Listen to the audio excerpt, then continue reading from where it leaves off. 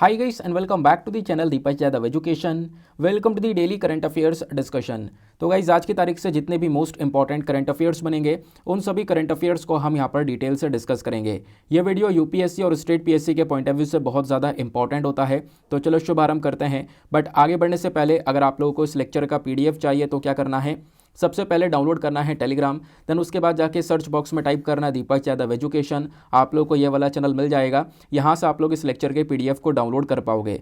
साथ ही साथ में आप लोग मेरे साथ में इंस्टाग्राम पे कनेक्ट कर सकते हो। इंस्टाग्राम पे जाना, सर्च बॉक्स में टाइप करना अगेन दीपक यादव एजुकेशन, आपको मेरा प्रोफाइल मिलेगा। 10,000 से ज़्यादा वहाँ पर फॉलोवर्स हैं, तो आप भी जाकर वहाँ पे पर्सनली कनेक्ट कर सकते हो। तो स्टार्ट करेंगे सेशन को, लेकिन आगे बढ़ने से पहले यार आई एम एक्सट्रीमली सॉरी। सच में यहाँ पर देखो, मैं माफ़ी चाहता हूँ। मैंने यहाँ पर इस वीडियो को, शाम वाली वीडियो को बीच बीच में कंटिन्यू करने की कोशिश की थी अपनी साइड से, बट यहाँ पे अभी भी बीच में यहाँ पर थोड़ा बहुत ब्रेक हो जा रहा है। जैसे कि अभी 2 दिन पहले इन वीडियो को स्टार्ट किया गया था, 2 दिन यहाँ पे वो रेगुलर वीडियो हुआ था, फिर उसके बाद 2 दिन फिर गैप हो गया है ना। हालांकि मैंने इनकी पीडीएफ्स क्रिएट कर रखी हैं। आपको एक दिन मैंने पीडीएफ भेज दिया था, उसके बाद 2 दिन की पीडीएफ मैंने क्रिएट करके अपने पास में रख रखी है। पीडीएफ्स मेरे पास में ऑलरेडी रेडी हैं। उनको रिकॉर्ड करना है तो मैं बारी बारी से रिकॉर्ड करके वो वीडियोस भी डालता रहूँगा, यानी कि उनको मिक्सअप करके डालता रहूँगा। यानी कि उन दिन के जो करंट अफेयर थे वो मेरे पास में बने हुए रखें, तैयार रखें, उनको बस रिकॉर्ड करना है। तो बीच बीच में वीडियोज़ में मैं रिकॉर्ड करके वो भी अपलोड करता रहूँगा, तो वहाँ पर वो करंट अफेयर स्किप नहीं होंगे जो भी पिछले 2-3 दिन के हैं, ठीक है ना। और सच में यार आई एम एक्सट्रीमली सॉरी। मैं बीच बीच में मतलब कि बोल तो जाता हूँ कि यार वीडियो कंटिन्यू करेंगे, बट प्रॉब्लम कुछ ऐसी हो जाती है कि मैं कंटेंट तैयार कर लेता हूँ लेकिन रिकॉर्डिंग नहीं कर पाता हूँ। तो आज जैसे जैसे भी थोड़ा सा टाइम मिला है ना, तो फटाफट मैंने यहाँ पर सोचा पहले रिकॉर्डिंग कर लेते हैं, बाकी सारा काम बाद में करेंगे। तो अगेन मैं आज यहाँ पे नहीं बोलूँगा कि हाँ हम लोग अब से रेगुलर सेशन को कंडक्ट करेंगे, बस मैं कोशिश करता रहूँगा अपनी साइड से कि इसको रेगुलर रखा जाए, ठीक है ना। बाकी मुझे पता है शाम वाला वीडियो काफ़ी इंपॉर्टेंट है, सभी लोगों के लिए बहुत मैटर करता है, और जो कंटेंट है वो शाम वाले वीडियो में मैंने हिंदी में देने की कोशिश करी है, तो वो भी मैं आप लोग को यहाँ पर दिखाने वाला हूँ। और उसका जो पीडीएफ है ये ऑलरेडी मैं आपके साथ में शेयर कर चुका था, ठीक है ना। तो यार बिल्कुल भी नाराज़ ना होना, ठीक है। कुछ प्रॉब्लम्स है जिसकी वजह से यहाँ पर मैं वीडियोस रिकॉर्ड टाइमली नहीं कर पाता हूँ, लेकिन पीडीएफ क्रिएट कर चुका हूँ। मॉर्निंग वाला वीडियो आपका रेगुलर आ रहा है, लेकिन अगेन मैं फिर से कह रहा हूँ, मैं कोशिश करता रहूँगा, रेगुलर करता रहूँगा कि इस वीडियो को शाम में कंटिन्यू ही किया जा सके, ठीक है ना। बाकी आप लोगों ने जो हमेशा की तरह सपोर्ट दिखाया है उसके लिए आप सभी लोगों को बहुत बहुत शुक्रिया। मतलब इतनी बार इश्यूज़ हो गए उसके बावजूद भी आप इतना सपोर्ट करते हो, तो सच में यार बहुत बहुत शुक्रिया आप सभी लोगों का। चलो फिलहाल स्टार्ट करते हैं सेशन को। मैं कोशिश करता रहूँगा वीडियोस रेगुलर आते रहें। मैं ये नहीं कह के जा रहा हूँ आज कि हाँ वीडियो आएंगे रेगुलर, ठीक है ना। मैं आज प्रॉमिस नहीं कर रहा हूँ क्योंकि फिर मुझे नहीं पता है, लेकिन अगेन मैं ट्राई करूँगा रेगुलर वीडियोज़ आते रहेंगे, ठीक है ना। चलो सबसे पहला आर्टिकल, नेशनल गोपाल रत्न अवार्ड को लेकर चर्चा की गई है। तो क्या एग्जाम में सवाल बन सकता है? बिल्कुल बन सकता है। जीएस पेपर नंबर 3 एग्रीकल्चर के पॉइंट ऑफ व्यू से ये टॉपिक आपके लिए बहुत ज़्यादा रेलिवेंट है। देखो यहाँ पे कुछ आर्टिकल्स जो है ना, मैंने यहाँ पर हिंदी और इंग्लिश में देने की कोशिश करी है। जैसा आप लोग यहाँ पर ये इंग्लिश में कंटेंट देखोगे, इसी की अगली स्लाइड में इसका हिंदी में ट्रांसलेशन आपको दिया गया है। जैसे ये इंग्लिश में है, इसका हिंदी में ट्रांसलेशन ये हो गया। अगेन ये इंग्लिश में है, इसका हिंदी में ट्रांसलेशन ये हो गया, ताकि हिंदी मीडियम और इंग्लिश मीडियम दोनों ही विद्यार्थियों को बहुत ज़्यादा फ़ायदा हो इन चीज़ों से। इस वजह से यहाँ पर ये करने की एक छोटी सी कोशिश है, और ट्राई करूँगा कि मैं रोज़ाना बेसिस पर ये ट्रांसलेशन कर आपको कंटेंट प्रोवाइड करवा सकूँ।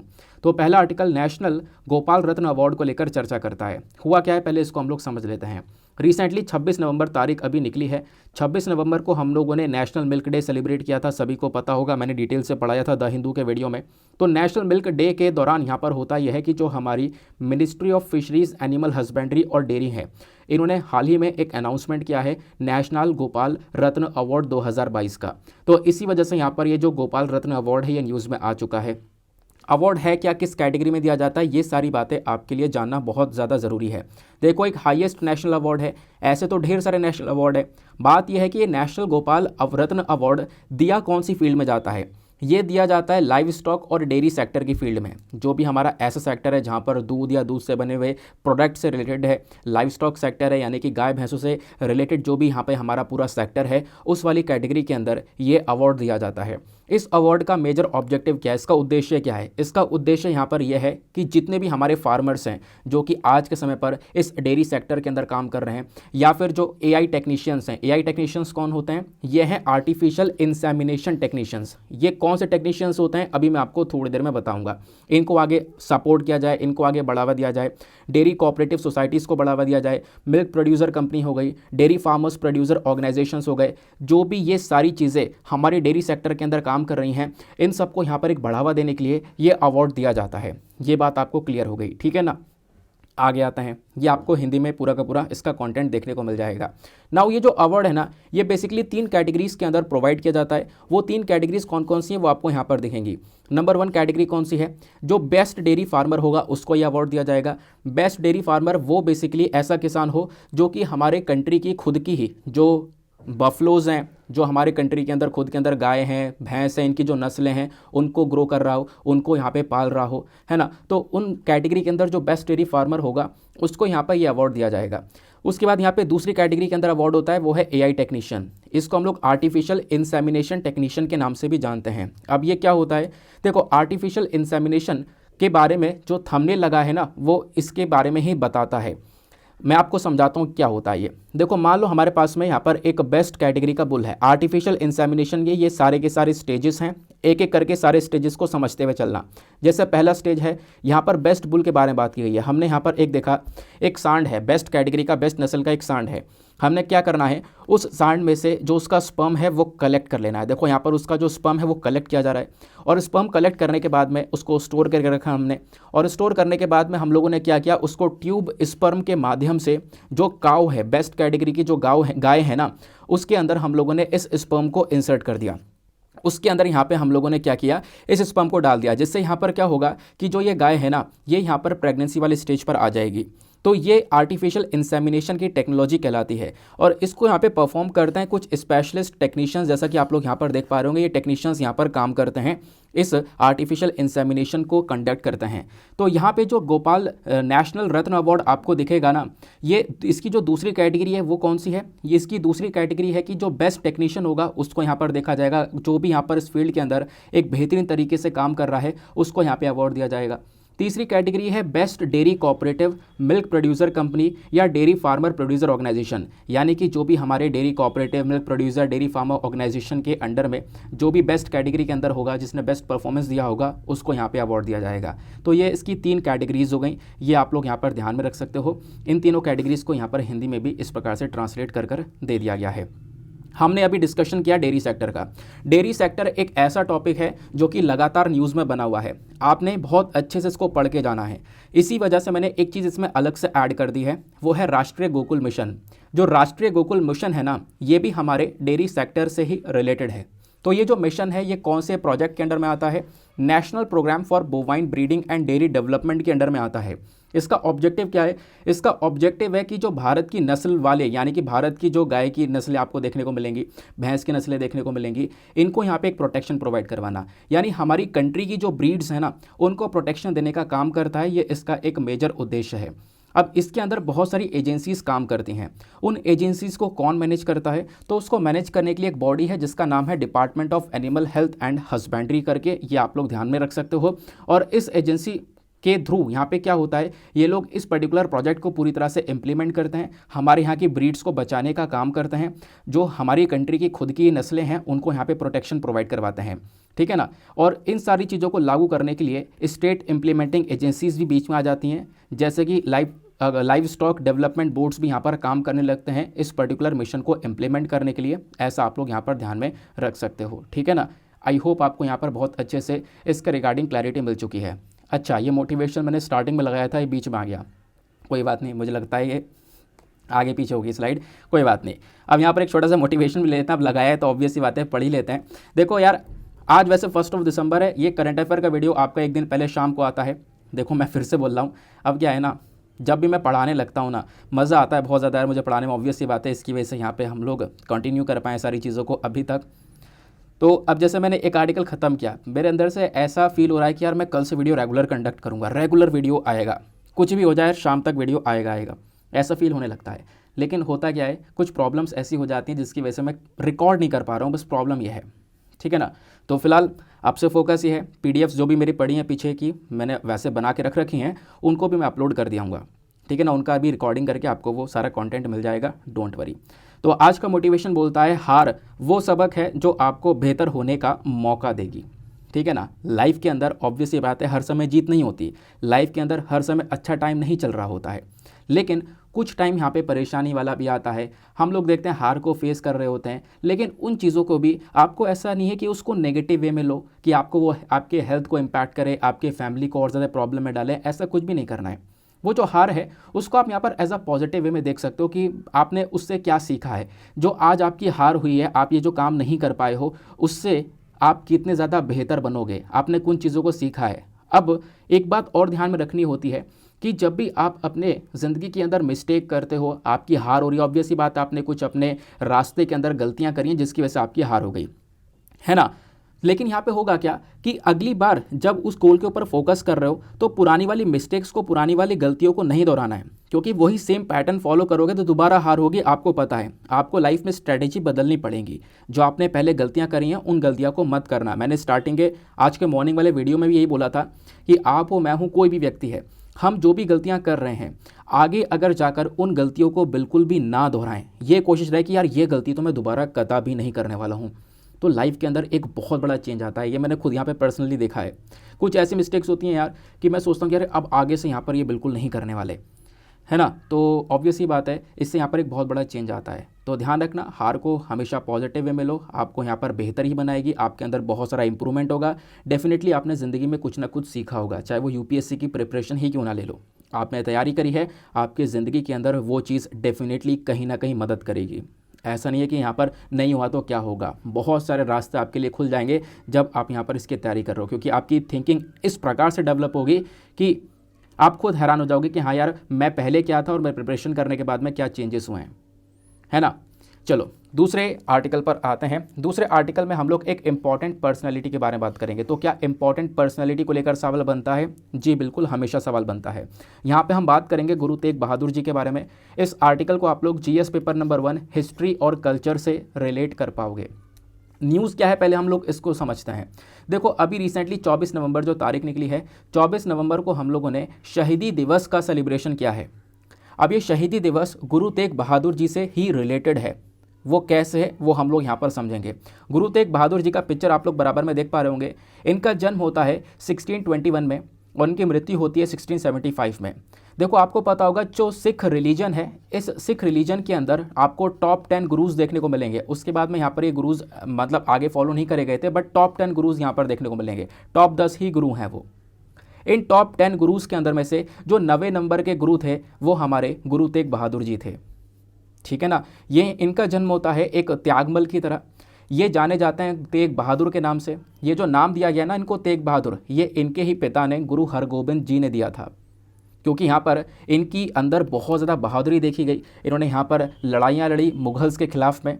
तो आप देखोगे जिसके बेसिस पर इनको तेग बहादुर का, माइटी ऑफ द स्वॉर्ड जिसको हम लोग बोलते हैं, इसका यहाँ पे इनको नाम दिया गया। इनकी फैमिली के बारे में बात करें तो इनके जो पिता हैं वो 6th गुरु थे, यानी कि जो सिख रिलीजन के अंदर टॉप 10 गुरुज हैं ना, इनमें से जो 6th गुरु थे वो इनके पिताजी थे, इनके फादर थे। और ये 9th नंबर के गुरु थे। और इनके बाद यहाँ पे जो 10वें यानी लास्ट जो गुरु थे ना, वो इन्हीं के बेटे थे जिनका नाम है गुरु गोबिंद सिंह, ठीक है ना। वो 10th से गुरु बने थे। अब ये मैंने इसको लेकर एक पिक्चर दे दिया है, आप उस पिक्चर के अंदर अच्छे से देख सकते हो। ये टॉप 10 गुरुज का पिक्चर है। जो फर्स्ट है वो हैं गुरु नानक जी, आप लोग यहाँ पर देख पा रहे होंगे। सेकंड गुरु अंगद, थर्ड यहाँ पर आपको देखने को मिलेंगे गुरु अमरदास जी, देन 4th गुरु रामदास जी, फिर उसके बाद में 5th Guru Arjan Dev ji, then 6th number पर गुरु हरगोबिंद जी, जिनके बारे में अभी हमने डिस्कशन किया। अभी हमने डिस्कशन इनके बारे में थोड़ा बहुत जाना था कि ये गुरु तेग बहादुर जी के पिता हैं। फिर उसके बाद में 7th नंबर पर आए गुरु हरराय जी, देन 8th नंबर पर गुरु हरिकृष्ण जी, देन उसके बाद 9th नंबर पर गुरु तेग बहादुर जी, जिनके बारे में अभी डिटेल से डिस्कशन किया। और फिर 10th नंबर के जो गुरु थे वो इन्हीं के बेटे थे गुरु गोबिंद सिंह जी, है ना। तो ये यहाँ पर आप लोग ध्यान में रख सकते हो। आगे आते हैं, अब इनके लाइफ और वर्क्स के बारे में डिस्कशन करते हैं कि इन्होंने यहाँ पर ज़िंदगी में क्या क्या चीज़ें करी हैं, क्या क्या यहाँ पर इनका एक कॉन्ट्रीब्यूशन रहा है। ये आपको जानना बहुत ज़्यादा ज़रूरी है।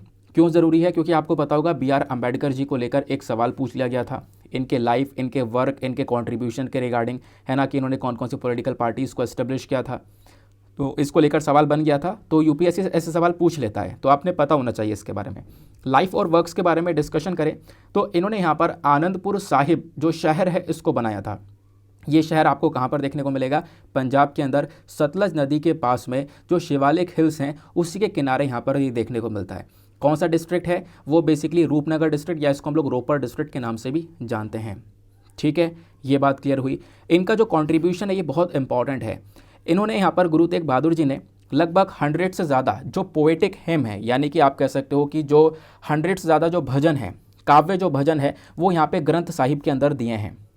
ऐसे भजन दिए हैं जो कि क्या क्या करते हैं, कौन कौन से टॉपिक्स को कवर करते हैं, जैसे नेचर ऑफ गॉड के बारे में वो भजन चर्चा करते हैं, ह्यूमन अटैचमेंट्स के बारे में, बॉडी माइंड डिग्निटी सर्विसेज, इनके बारे में चर्चा करते हैं।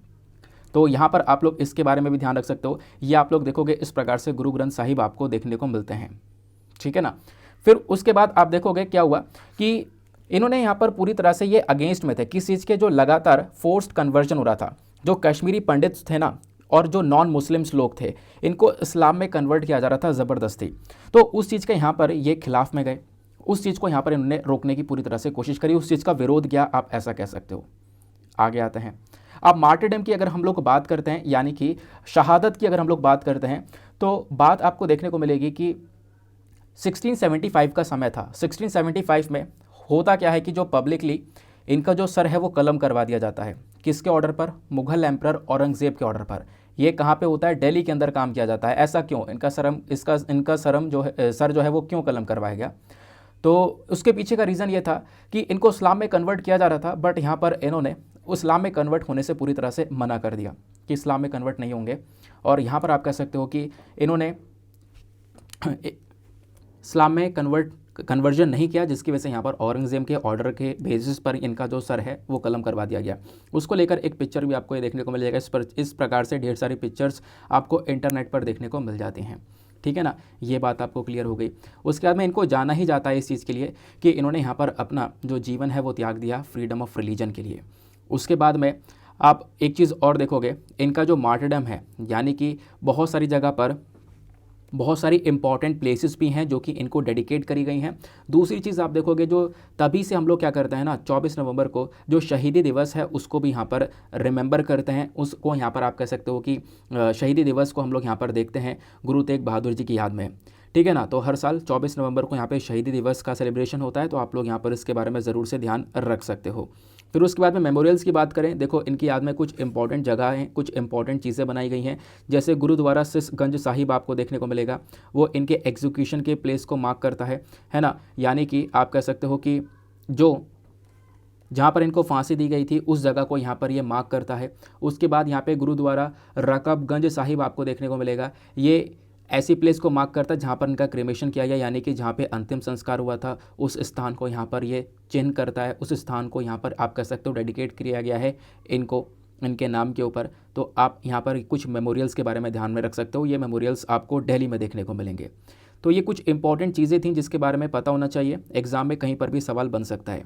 एक छोटा सा काम करना दोस्त कि वीडियो पे जो लाइक का बटन है उसको प्रेस कर देना। एक छोटा सा टारगेट होता है 2K प्लस लाइक्स का, जिसको आप लोग अचीव करवा सकते हो, है ना। आगे सपोर्ट मिलेगा, वीडियो भी आगे यहाँ पर काफ़ी सारे लोगों तक रीच होता रहेगा। अपने फ्रेंड्स में वीडियोज़ को शेयर कर देना। ये सामने वाली वीडियो तो ज़रूर से शेयर कर देना यार, जिससे पता चले कि हाँ वीडियो बीच बीच में आ रही है, कंटिन्यू यहाँ पर रहेंगी। वैसे मैं पूरी कोशिश करता रहूँगा कि इसको रेगुलर बेसिस पर लेकर आया जाए। Next important news article Garud Shakti के बारे में डिस्कशन करेंगे। इस आर्टिकल को आप लोग जीएस पेपर नंबर 3 डिफेंस के पॉइंट ऑफ व्यू से लिंक कर पाओगे। तो ऐसे ढेर सारे अभ्यास हैं जो कि अब की बार इस महीने में न्यूज़ में आ रहे हैं, और अगले महीने भी बहुत सारे अभ्यास होने वाले हैं। न्यूज़ क्या है पहले हम इसको समझते हैं। तो इंडियन स्पेशल फोर्स आपको जो देखने को मिल रही है, ये आज के समय पर एक जॉइंट अभ्यास कंडक्ट कर रही है जिसका नाम है गरुड़ शक्ति। पहली इंपॉर्टेंट चीज़ जो कि आपको ध्यान में रखनी है कि जो गरुड़ शक्ति वाला अभ्यास है ये किसके साथ में किया जाता है, तो ये इंडोनेशिया के साथ में किया जाता है। तो भारत की स्पेशल फोर्सेस इंडोनेशिया की स्पेशल फोर्सेस के साथ में इस अभ्यास को कर रही हैं। ये अभ्यास कहाँ पे हुआ? संगा बुआना ट्रेनिंग एरिया के अंदर। ये जो एक्सरसाइज है ये अब की बार 8वां एडिशन है, 8th एडिशन है, ध्यान में रख सकते हो। इस एडिशन का मकसद यहाँ पर यह है, देखो कोई भी आप एक्सरसाइज देखोगे न्यूज़ में, कोई भी अभ्यास अगर न्यूज़ में आता है तो वो कौन से देश के साथ में हो रहा है, पहली चीज़ तो आपने ये याद रखनी है। दूसरी चीज़ याद रखनी है कि इस अभ्यास का फ़ायदा क्या होगा, तो उसमें कुछ खास बात नहीं है। इस अभ्यास का जो उद्देश्य या फिर इसका मकसद है वो क्या है कि आप यहाँ पर जो दोनों आर्मीज़ हैं, दोनों कंट्रीज़ की, ऑब्वियस सी बात है, जो दो देशों के बीच में अभ्यास हो रहा है, उन दोनों देशों की जो आर्मीज़ है ना, उनके बीच में अंडरस्टैंडिंग को और ज़्यादा बढ़ाया जा सके, वो एक दूसरे को और ज़्यादा अच्छे से समझ सकें, एक दूसरे के साथ में वो कोऑपरेट कर सकें। तो ये एक इसका मेजर मकसद होता है, ये आपने क्लियर होना चाहिए। इंडोनेशिया की बात करें तो इस प्रकार से आपको यहाँ पर ये इंडोनेशिया का मैप देखने को मिलेगा। इंडोनेशिया बेसिकली काफ़ी सारे छोटे छोटे आइलैंड से मिलकर बना हुआ है। इंडोनेशिया के आसपास ढेर सारी कंट्रीज़ नज़र आती हैं। इधर मलेशिया है, ऊपर फिलीपींस है, नीचे सिंगापुर है, इधर ऑस्ट्रेलिया है, तिमोर लिस्ती है, देन उसके बाद यहाँ पे पपुआ न्यू गिनिया है, और भी ढेर सारे यहाँ पर छोटे छोटे आइलैंड्स आपको देखने को मिलते हैं। उसके बाद एक और इम्पॉर्टेंट चीज़, कुछ इंपॉर्टेंट बायलैटरल मिलिट्री एक्सरसाइज हैं। इन सभी एक्सरसाइज के नाम ध्यान रखना, ये वो एक्सरसाइज हैं जो कि लगातार न्यूज़ में बनी हुई हैं। जैसे मैंने आपको बताया किसके बारे में, गरुड़ शक्ति के बारे में। तो गरुड़ शक्ति अभ्यास किसके साथ में होता है, इंडोनेशिया के साथ में। बाकी कुछ और मिलिट्री एक्सरसाइज जैसे कि मैत्री एक्सरसाइज किसके साथ में होता है, इंडिया और थाईलैंड के बीच में होता है। फिर एक्वेरिन अभ्यास इंडिया और मालदीव्स के बीच में होता है। हैंड इन हैंड इंडिया और चाइना के बीच में। मित्र शक्ति इंडिया और श्रीलंका के बीच में। हरिमाऊ शक्ति इंडिया और मलेशिया के बीच में। कुरुक्षेत्र इंडिया सिंगापुर के बीच में। नोमैडिक एलिफेंट इंडिया और मंगोलिया के बीच में। शक्ति इंडिया फ्रांस के बीच में। सूर्य किरण इंडिया नेपाल के बीच में। और युद्ध अभ्यास, ये बहुत इंपॉर्टेंट है, न्यूज़ में है इस समय, इंडिया यूएसए के बीच में। ठीक है ना। और फिर बाकी मैंने आपको गरुड़ शक्ति के बारे में पढ़ा ही दिया। आगे आते हैं, ये आपको हिंदी में मिल जाएगा। नेक्स्ट इंपॉर्टेंट न्यूज़, इस इंपॉर्टेंट न्यूज़ को आप लोग जीएस पेपर नंबर 3 एनवायरमेंट से लिंक कर पाओगे। लेथ सॉफ्ट शेल टर्टल के बारे में डिस्कशन किया जा रहा है। देखो कुछ आर्टिकल्स थोड़े बहुत आपको थोड़े से ओल्ड दिख रहे होंगे, लेकिन सभी को मैंने कवर करने की कोशिश करी है शाम वाले वीडियोज़ के अंदर। ठीक है ना। शाम वाले वीडियोज़ में मैं ज़्यादा से ज़्यादा आर्टिकल्स यहाँ पे कवर करने की कोशिश करूँगा और हिंदी में भी कवर करने की कोशिश करूँगा, ताकि दोनों ही लोगों को यहाँ पर ढेर सारा फ़ायदा हो। तो अभी यहाँ पर Leith soft shell turtle news में है। ये जो टर्टल आपको दिख रहा है ना, ये यही वाला टर्टल है। ये न्यूज़ में है क्योंकि इंडिया ने यहाँ पर इस टर्टल को लेकर एक प्रोपोजल दिया है, जो अभी रिसेंटली समिट हुआ था पनामा के अंदर, वहाँ पर। तो क्या था वो प्रोपोजल, इसको डिस्कस करेंगे। न्यूज़ क्या निकल कर आती है, तो इंडिया ने यहाँ पर एक प्रोपोजल दिया कि जो ये टर्टल आपको दिख रहा है, सॉफ्ट शेल वाला टर्टल, इसका साइंटिफिक नेम है निल्सोनिया लेथी। इस टर्टल को अभी अपेंडिक्स 2 में रखा गया है। जो हमारे पास साइट्स है ना, साइट्स की फुल फॉर्म क्या है, convention on international trade in endangered species of wild फोना एंड फ्लोरा। यानी कि जो भी यहाँ पर आपको बहुत सारे प्लांट्स की प्रजातियाँ देखने को मिलती हैं, है ना, बहुत सारी एनिमल्स की प्रजातियाँ देखने को मिलती हैं। तो जितने भी प्लांट्स और एनिमल्स की प्रजातियाँ हैं, इनको बहुत सारी इसमें से ऐसी प्रजातियाँ जिनको काफ़ी सारा खतरा है ना। और काफ़ी सारा खतरा है, यानी कि ये जो प्रजातियाँ लगातार ख़त्म हो रही हैं।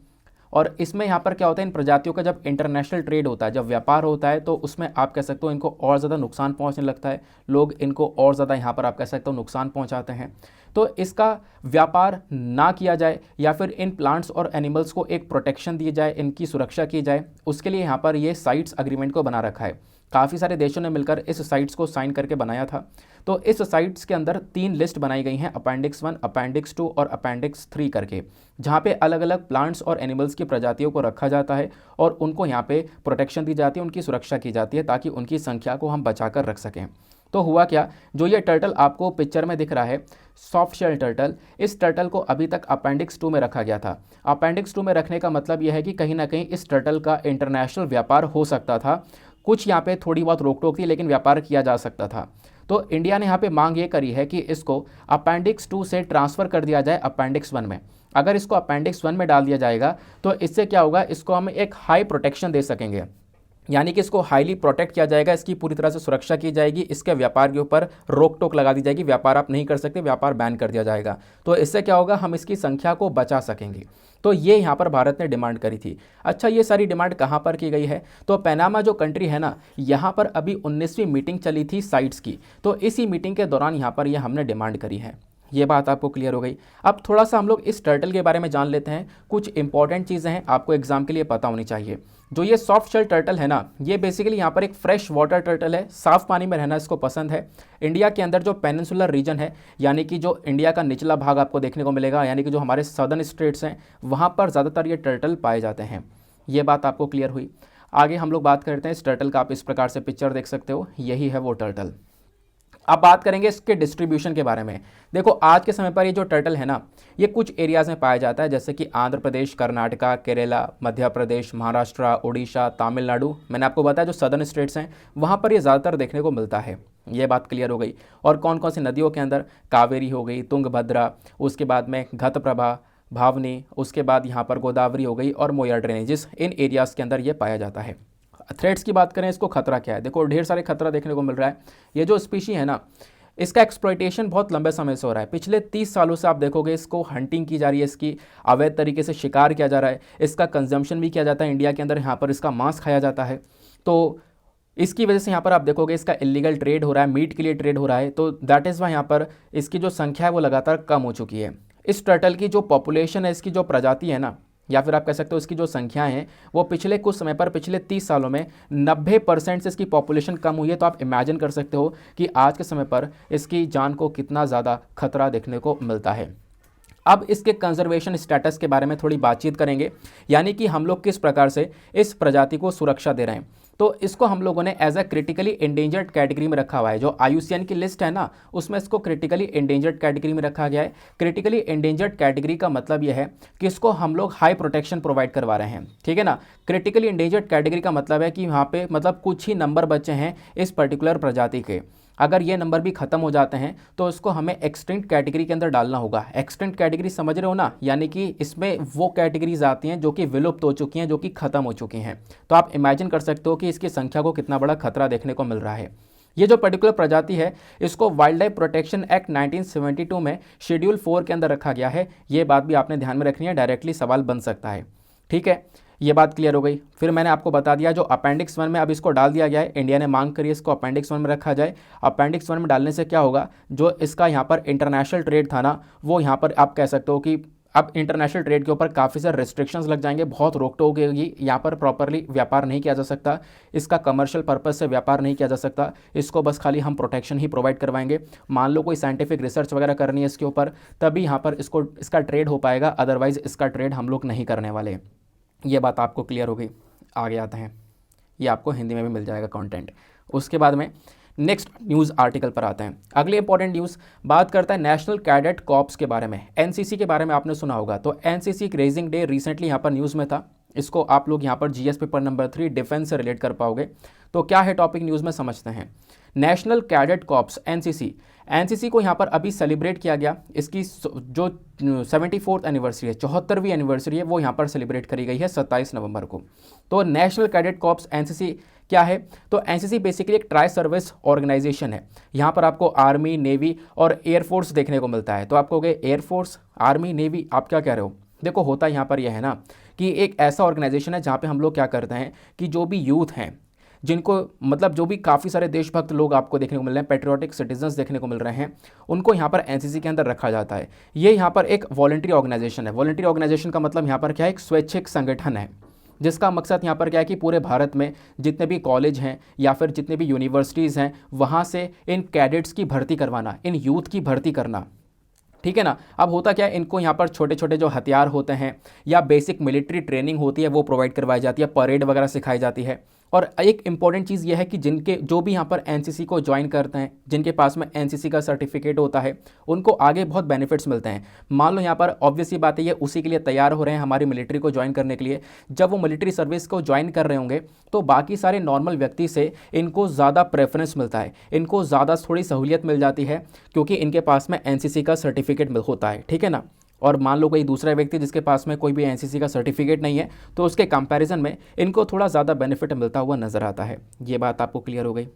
बैकग्राउंड की बात करें तो ये जो NCC है ना, ये 1948 में आया था, 1948 में बनाया गया था। नेशनल कैडेट कॉर्प्स एक्ट 1948 के तहत, तो इस एक्ट के माध्यम से NCC आया।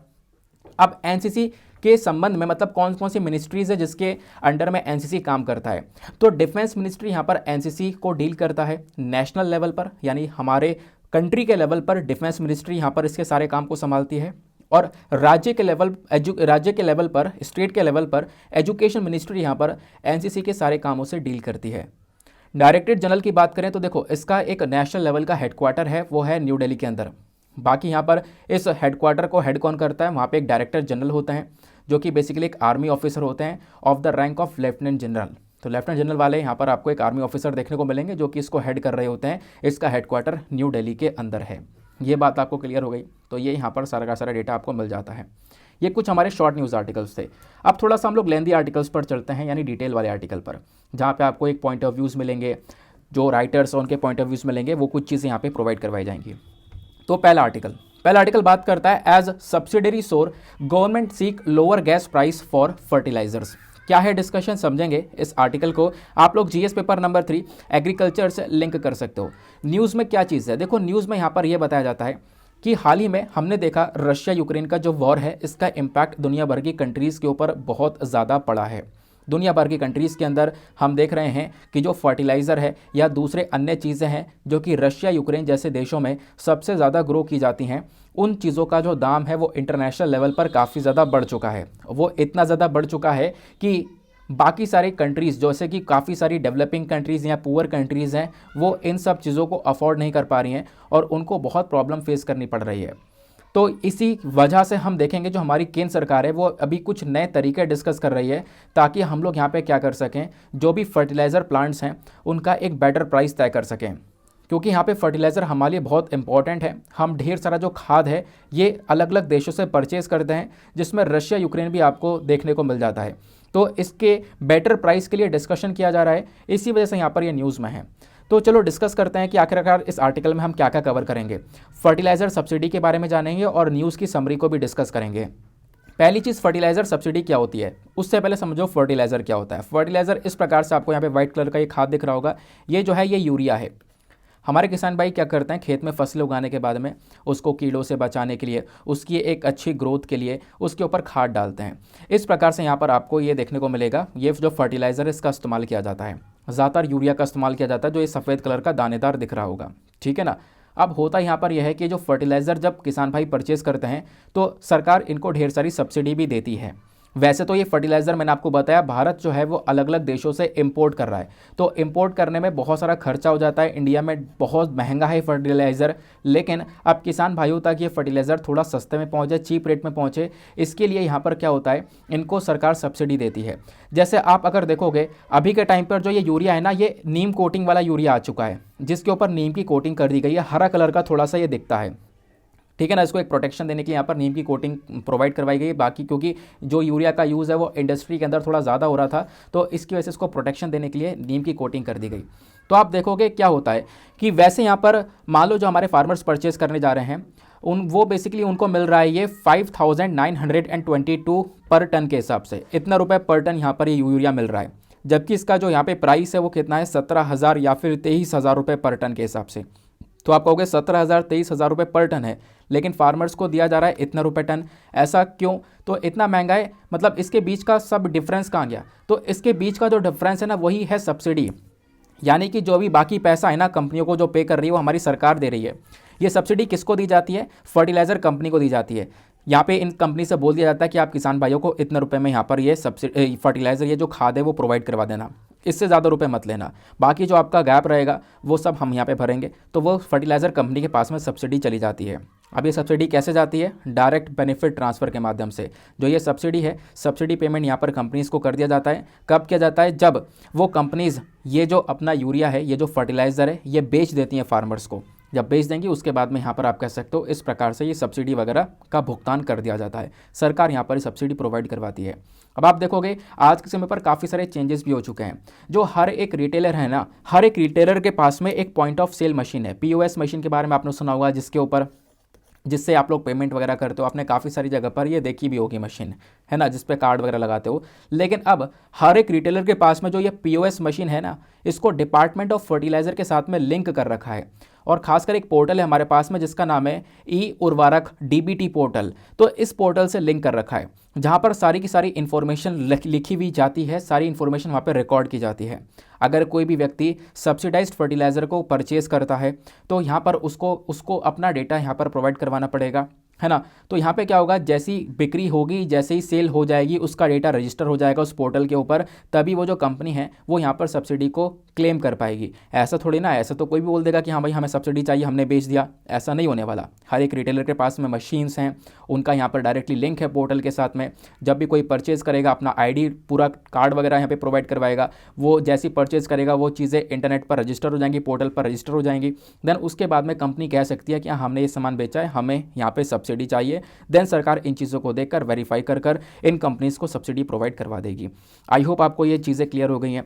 अब गवर्नमेंट स्कीम्स और इनिशिएटिव्स के बारे में थोड़ा सा डिस्कशन करते हैं। यानी फर्टिलाइज़र वाले सेक्टर में सरकार की ढेर सारी स्कीम्स हैं जो कि आपको मेंस में हेल्प करेंगी लिखने के लिए।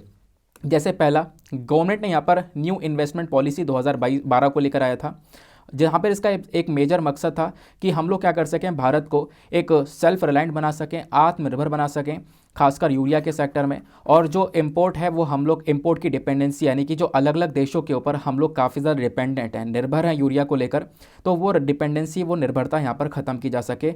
इसके लिए यहाँ पर ये नई निवेश नीति 2012 को लेकर आया गया था। उसके बाद दो और छोटे छोटे इनिशिएटिव लेकर आए गए, नीम कोटेड यूरिया, और फिर एक लेकर आया गया न्यू यूरिया पॉलिसी 2015। नीम कोटेड यूरिया मैंने आपको इसके बारे में पहले भी पढ़ा रखा है। होता क्या है कि जनरली आप यूरिया को देखोगे तो इस प्रकार से वाइट कलर का दानेदार यूरिया देखने को मिलता है। लेकिन हुआ क्या, एक समय बाद जब हम लोग यूरिया का इस्तेमाल कर रहे थे तो इसका यूज़ अलग अलग चीज़ों के अंदर होने लगा, खाने के अंदर मिलावटें करने लगे यूरिया का इस्तेमाल करके, तो गलत तरीके से अलग अलग जगह पर यूज़ हो रहा था। तो क्या किया, सरकार ने सोचा कि इसको यहाँ पे हरा कलर का रंग देते हैं। और हरा कलर का कैसे रंगा जाएगा, इस पर नीम का इस्तेमाल करेंगे। इससे क्या होगा, इसमें नीम की कोटिंग हो जाएगी, इससे और फ़ायदा ही मिलेगा। फ़ायदा ये मिलेगा, हमारी सॉइल की हेल्थ को इम्प्रूव करेगा और हमारे फसल को और ज़्यादा बेहतर तरीके से ग्रो करेगा। तो नीम कोटेड यूरिया की पॉलिसी लेकर आई गई, जहाँ पर मेजर मकसद यहाँ पर क्या था कि हम लोग प्रोडक्शन को बढ़ा सकें, जो यूरिया है इसको हम लोग थोड़ा सा आप कह सकते हो बेहतरीन तरीके से यूज़ कर सकें। ये हमारा एक मेजर गोल था। फिर उसके बाद न्यू यूरिया पॉलिसी 2015 को लेकर आया गया। इस पॉलिसी को रिलीज़ किया गया था मई 2015 में। इस पॉलिसी की क्या मांग थी, अगेन इस पॉलिसी की भी मांग आपको ये देखने को मिलेगी कि जो इंडिजीनियस यूरिया प्रोडक्शन है, यानी कि हमारे देश के अंदर यूरिया का जो प्रोडक्शन है उसको बढ़ाया जा सके, है ना, सब्सिडी को कम किया जा सके, सरकार के ऊपर जो सेंट्रल गवर्नमेंट के ऊपर बर्डन है उसको कम किया जा सके। जब हमारे देश में यहाँ पे प्रोडक्शन बढ़ेगा तो हम लोग क्या कर सकेंगे, अपने ऊपर खुद डिपेंडेंट हो सकेंगे। तो इस प्रकार से यहाँ पर आपको ये न्यू यूरिया नीति भी देखने को मिलेगी। आई होप आपको ये क्लियर हो चुका है। फर्टिलाइज़र के बारे में हमने डिस्कशन कर ही लिया है। अब न्यूज़ समरी मैंने आपको समझाई दी है। हुआ क्या है, पिछले कुछ समय पर रशिया यूक्रेन वॉर की वजह से काफ़ी सारी प्रॉब्लम्स हुई हैं, जिसकी वजह से हम लोग चाह ये रहे हैं, हम लोग कुछ डिसाइड कर रहे हैं कि सही तरीके से हम लोग फर्टिलाइज़र को इंपोर्ट कर सकें, सस्ते दाम में हम लोग को फर्टिलाइज़र मिल जाए। और अब रशिया यूक्रेन की बात हुई है तो ये 4 पॉइंट्स आपको ध्यान में रखना है। जैसे रशिया जो है ना आज के समय पर सेकेंड लार्जेस्ट एक्सपोर्टर है of natural gas to the world. दुनिया भर में ढेर सारा नेचुरल गैस यहाँ पर एक्सपोर्ट करता है। फर्टिलाइज़र के साथ साथ यहाँ पर आप देखोगे और भी बहुत सारी चीज़ें हैं जिसके ऊपर दुनिया भर की कंट्रीज़ रशिया के ऊपर डिपेंडेंट है। दूसरा, रशिया आज के टाइम पर सेकंड लार्जेस्ट प्रोड्यूसर है एमओपी का, यानी म्यूरेट ऑफ पोटाश का। ये भी एक फर्टिलाइज़र है। जैसे यूरिया के अलावा ये एमओपी आता है, म्यूरेट ऑफ पोटाश, वैसे डीएपी आता है, डाई अमोनियम फॉस्फेट। ये अलग अलग प्रकार के आपको फर्टिलाइज़र्स देखने को मिलते हैं। तो ये जो एमओपी है, म्यूरेट ऑफ पोटाश, आप देखोगे ना, ये हम लोग जो परचेज़ करते हैं, ये हमारे कंट्री में इसका प्रोडक्शन हो ही नहीं रहा है। भारत इसको लेकर एमओपी को लेकर पूरी तरह से डिपेंडेंट है, पूरी तरह से निर्भर है आज के समय पर रशिया के ऊपर। तो ये बेसिकली यहाँ पर आपको न्यूज़ समरी देखने को मिल जाती है। क्लियर हो गया। चलो नेक्स्ट आर्टिकल पर आते हैं। एक और हमारे पास में डिटेल्ड आर्टिकल है, काफ़ी सारी चीज़ें यहाँ पर डिस्कस करने के लिए, और अगेन आप इसको मेंस के लिए इस्तेमाल कर सकोगे, क्योंकि यहाँ पे मैं शॉर्ट आर्टिकल्स, लॉन्ग आर्टिकल्स दोनों का ही डिस्कशन कर रहा हूँ। अब आप कहोगे शॉर्ट और लॉन्ग की पहचान कैसे करें। जहाँ से हेडिंग में आपको ये ग्रीन कलर का बार दिख रहा है, ये सारे लॉन्ग आर्टिकल्स हैं। इससे पहले जो आपने ब्लू कलर का बार देखा है वो सारे के सारे शॉर्ट आर्टिकल्स थे। ठीक है ना। चलो, एक न्यूज़ में बहुत ज़्यादा, मतलब ये आर्टिकल बहुत ज़्यादा न्यूज़ में है, कुकी चिन बांग्लादेश रेफ्यूजी इशू। तो क्या है ये रेफ्यूजी इशू, आओ इसको थोड़ा डिटेल से कवर करेंगे। न्यूज़ में यहाँ पर क्या है कि 200 से ज़्यादा जो लोग हैं ना आज के समय पर, वो कुकी चिन मिज़ू कम्युनिटी को बिलोंग करते हैं। 200 से ज़्यादा लोग ऐसे हैं जो कि कुकी चिन कम्युनिटी से बिलोंग करते हैं। ये कुकी चिन कम्युनिटी कहाँ पे रहती है, ये बांग्लादेश के अंदर रहती है। हुआ यहाँ पर ये कि रिसेंटली ये लोग बांग्लादेश से निकल कर इंडिया के मिज़ोरम वाले राज्य में पहुँच गए। मिज़ोरम के अंदर एक डिस्ट्रिक्ट है लॉन्गतलाई डिस्ट्रिक्ट, वहाँ पर ये सभी लोग पहुँचे, इलीगल तरीके से यहाँ पर घुसे हैं। ऐसा क्यों? ऐसा इसलिए हुआ क्योंकि बांग्लादेश के अंदर एक कॉन्फ्लिक्ट हुआ, और उस कॉन्फ्लिक्ट की वजह से यहाँ पर इनके ऊपर काफ़ी अत्याचार करे गए, अटैक करे गए, जिसकी वजह से इन लोगों को यहाँ पे बांग्लादेश छोड़कर निकलना पड़ा। और बांग्लादेश छोड़कर जब ये इंडिया की साइड में आए तो मिज़ोरम के अंदर ये लगातार जा रहे हैं। और अभी यहाँ पर एक एस्टिमेशन है, एक अंदाज़ा बताया जा रहा है कि आने वाले समय पर और लगभग 150 से ज़्यादा इसी कम्युनिटी के लोग हैं जो कि आने वाले समय पर मिज़ोरम के अंदर और ज़्यादा एंटर करेंगे। तो ये जो मैटर है ना, ये डिस्कस किया जा रहा है हमारी मिनिस्ट्री ऑफ होम अफेयर्स और एक्सटर्नल अफेयर मिनिस्ट्री के साथ में। ये दोनों ही मिनिस्ट्री इसके बारे में चर्चा कर रही हैं। तो आज के आर्टिकल में हम क्या कवर करेंगे, इंडिया के अंदर जो रेफ्यूजीज़ हैं उनके बारे में डिस्कशन करेंगे और इस न्यूज़ समरी के बारे में हम लोग जानेंगे। तो सबसे पहली चीज़ जो हम लोग यहाँ पर कवर करने वाले हैं वो रेफ्यूजीज़ इन इंडिया के बारे में कवर करने वाले हैं। देखो, हमारे पास में एक डेटाबेस है, एक डेटा है, एक रिकॉर्ड है। किसका रिकॉर्ड है? UNHCR का यहाँ पर एक रिकॉर्ड देखने को मिलेगा। इस रिकॉर्ड के अकॉर्डिंग बात करें तो भारत के अंदर लगभग 2.44 लाख के आसपास रेफ्यूजीज़ और एजाइलम सीकर्स देखने को मिलेंगे। यानी भारत के अंदर 2,44,000 के आसपास ऐसे लोग हैं जो रेफ्यूजीज़ हैं, यानी शरणार्थी हैं, दूसरे देशों से आए हैं इंडिया के अंदर शरण लेने के लिए। अब इन 2,44,000 में से 2,03,235 जो शरणार्थी हैं ये श्रीलंका और तिब्बत वाले रीजन से आए, और बाकी जो 40,849 के आसपास 859 के आसपास रेफ्यूजीज़ और एजाइलम सीकर्स हैं ये दूसरे देश के हैं। ठीक है ना, दूसरे देश के, जैसे कि यहाँ पर आपको देखने को मिल जाएंगे बांग्लादेश, अफगानिस्तान, इन सभी देश के देखने को मिलते हैं। बाकी आप देखोगे ढेर सारे नेपाली इमिग्रेंट्स भी हैं जो कि भारत के अंदर आते हैं, काम करते हैं, उसके बाद यहाँ पर अपने यहाँ पे नेपाल के अंदर अपनी फैमिली को सपोर्ट भी प्रोवाइड करवाते हैं। अब इन रेफ्यूजीज़ को लेकर, इन शरणार्थियों को लेकर इंडिया का रिस्पॉन्स क्या है, इसको समझते हैं। देखो, भारत ने यहाँ पर इंश्योर किया है कि जो रेफ्यूजीज़ हैं, जो भी शरणार्थी आ रहे हैं, डेफिनेटली इनको हम एक प्रोटेक्शन देंगे, हम लोग इनकी सुरक्षा करते हैं। ठीक है ना। और खासकर आप देखोगे जो मेजर रेफ्यूजीज़ निकल कर आए श्रीलंका के अंदर, मैंने आपको बताया ना 2,03,235 के आसपास जो रेफ्यूजीज़ हैं ये श्रीलंका और तिब्बत वाले हैं। जो ये वाले रेफ्यूजीज़ आपको देखने को मिलेंगे ना, इनको यहाँ पे डायरेक्टली सरकार के अंदर रजिस्टर भी किया गया है। इनके पास में आधार कार्ड, पैन कार्ड देखने को मिलेंगे, और साथ ही साथ में जो हमारे पास में अलग अलग वेलफेयर स्कीम्स हैं, उन वेलफेयर स्कीम्स के तहत इनको फ़ायदा भी मिलता है, और ये हमारी इंडियन इकोनॉमी के प्रति कॉन्ट्रीब्यूशन भी देते हैं। ये लोग काम भी कर रहे हैं इंडिया के अंदर। तो कुछ तो ऐसे रेफ्यूजीज़ भी हैं, लेकिन कुछ रेफ्यूजीज़ मैंने आपको बताया, बाकी जो बचे हुए 40,000 के आसपास रेफ्यूजीज़ हैं ना, वो अफगानिस्तान, म्यांमार और बाकी सारे देशों से बिलोंग करते हैं। तो ये वाले जो रेफ्यूजीज़ हैं इनको भी यहाँ पे एक प्रोटेक्शन प्रोवाइड करवाई है, लेकिन यहाँ पे ज़्यादा सपोर्ट नहीं मिला है। जैसे बाकी श्रीलंका वाले रेफ्यूजीज़ को सपोर्ट मिला है, वैसा सपोर्ट इनको नहीं मिला है। तो इनके पास में सरकार वाला कोई डॉक्यूमेंट नहीं है, तो ये लोग अपने बैंक अकाउंट ओपन नहीं कर सकते, सरकार की जो वेलफेयर स्कीम्स है उसके अंदर इनको कवर नहीं किया गया है। तो ये सिनेरियो आज के समय पर रेफ्यूजी को लेकर देखने को मिलता है भारत के अंदर। अब हम लोग बात करेंगे कुछ लॉज की, कुछ लॉज और रेगुलेशंस जो हैं वो इंडिया के अंदर क्या क्या हैं जो कि रेफ्यूजी से डील करते हैं। शरणार्थियों को लेकर क्या क्या कानून भारत के अंदर देखने को मिलेंगे। तो सबसे पहली चीज़ देखो, भारत के पास में कोई भी अपनी खुद की पॉलिसी या फिर खुद का कोई कानून है ही नहीं जो कि इन रेफ्यूजी से डील कर रहा हो।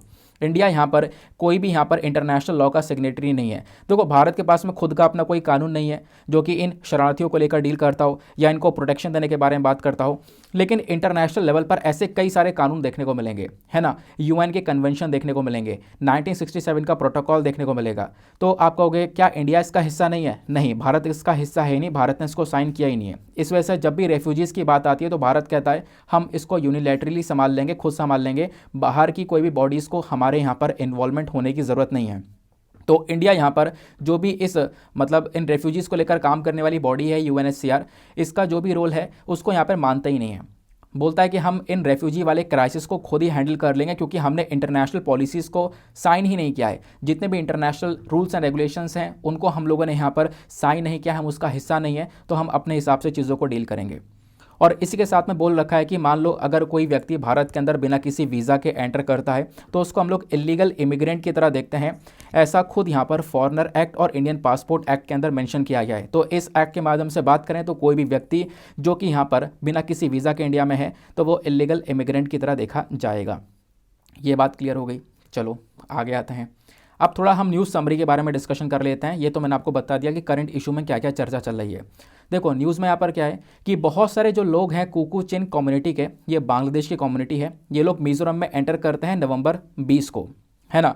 तो ऑलरेडी यहाँ पर आप देखोगे मिज़ोरम एक ऐसा स्टेट है, एक ऐसा राज्य है जहाँ पर ऑलरेडी बहुत सारे रेफ्यूजीज़ देखने को मिलेंगे, जैसे म्यांमार के, है ना, म्यांमार के अंदर से बहुत सारे रेफ्यूजीज़ आए हुए हैं।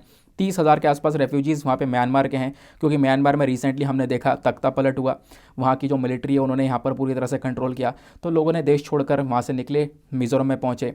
बांग्लादेश के पहले ही बहुत सारे यहाँ पर रेफ्यूजीज़ आ चुके हैं, तो अब यहाँ पर ये रेफ्यूजी कम्युनिटी और आ रही है। तो कहीं ना कहीं मिज़ोरम के अंदर ढेर सारी प्रॉब्लम्स यहाँ पर देखने को मिल रही हैं। हालांकि मिज़ोरम की सरकार ने ढेर सारे इंपॉर्टेंट स्टेप्स उठाए हैं। वो स्टेप्स क्या है मैं आपको बता देता हूँ। जो कुकुचिन कम्युनिटी है बांग्लादेश की, ये बेसिकली यहाँ पर एक क्रिश्चियन कम्युनिटी है, ठीक है ना। अब होता यहाँ पर यह है कि इनके कुछ एथनिक टाइज नज़र आते हैं मिज़ोरम के लोगों के साथ में।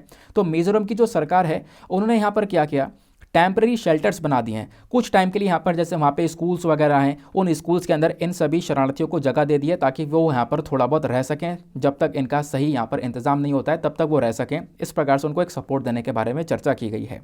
तो लोकेशन की अगर हम लोग बात करते हैं तो यहाँ पे आप लोग कुछ लोकेशंस को देख सकते हो। इधर यहाँ पर मिज़ोरम नज़र आएगा, इधर आपको बांग्लादेश नज़र आएगा। यहीं से यहाँ पर जो रेफ्यूजीज़ हैं निकलकर मिज़ोरम में पहुँचे हैं। इधर म्यांमार से पहले रेफ्यूजीज़ काफ़ी सारे आ चुके हैं, तो इस वजह से मिज़ोरम के अंदर ये प्रॉब्लम्स नज़र आती हैं। Mizoram basically north east India का ही यहाँ पर एक पार्ट है, जैसा कि आप लोग को ये दिख रहा है। तो ये था आज का हमारा इंपॉर्टेंट सा सेशन। आई होप आप सभी लोगों को मज़ा आ गया होगा, बहुत सारी चीज़ें आपको सीखने को मिली होंगी। और यार फिर से वही बात कि प्रॉमिस तो नहीं कर रहा हूँ, बट कोशिश है कि मैं डेली बेसिस पर वीडियोस को लेकर आऊँ, ठीक है ना। वैसे यार रहेगा, रेगुलर रहेगा, सीरियस होना पड़ेगा थोड़ा सा यार, मतलब अलग अलग प्रॉब्लम्स हैं जिसकी वजह से मैं इसको कंटिन्यू नहीं कर पाता हूँ, लेकिन अब से यहाँ पर कंटिन्यू रहेगा। जैसे मैंने वीडियो रिकॉर्ड किया, जब मैं पढ़ाता हूँ तो मज़ा आता है काफ़ी ज़्यादा, बट प्रॉब्लम यह है कि इसको मैं मतलब पहले की जो पीडीएफ्स मतलब बीच के जो 2 दिन के करंट अफेयर है ना, उनकी पीडीएफ मेरे पास में रेडी है, रखी हुई है। अब मुझे रिकॉर्डर को स्टॉप करना पड़ेगा, उसके बाद जाकर उसको दिखाना पड़ेगा। तो कोई बात नहीं, मैं आने वाले दिनों में जैसे कल वाला वीडियो आएगा तो कुछ आर्टिकल्स बीच के उसमें भी इंक्लूड कर दूंगा। नए वाले तो कवर कर ही रहे होंगे, पुराने वाले भी कवर कर दूंगा। तो दिसंबर के महीने के तो आर्टिकल नहीं छूटेंगे डेफिनेटली, इतना यहाँ पर मैं आपको गारंटी प्रोवाइड करवाता हूँ। चलो फिर इस सेशन को करते हैं समाप्त, मिलते हैं आप लोगों से अगले वीडियो में। आज के लिए bye bye, have a nice day, thank you and जय हिंद। एक बार और यार आप लोगों से बहुत बहुत माफ़ी चाहूँगा इस प्रकार से इनकन्वीनियंस के लिए। बाकी आगे कोशिश है कंटिन्यू करते रहें।